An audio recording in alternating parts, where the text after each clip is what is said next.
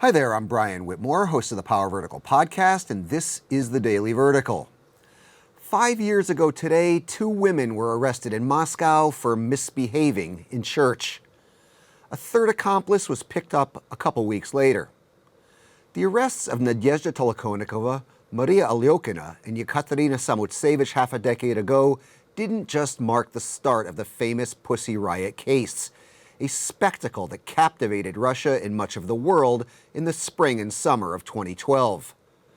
Those arrests 5 years ago also marked the beginning of an era when Russian citizens could be prosecuted for blasphemy, an era when liking a Facebook post that the Kremlin didn't like could land one in prison, an era when charitable organizations would be slandered as foreign agents, an era when support for so-called traditional values became a weapon to bludgeon opponents, an era when sexual minorities were persecuted and forced deeper into the shadows, an era when questioning authority became synonymous with extremism, an era of enforced patriotism and zero tolerance for dissent.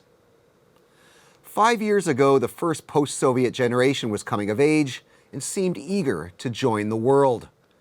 5 years ago, Russian civil society seemed to be awakening and finding its voice.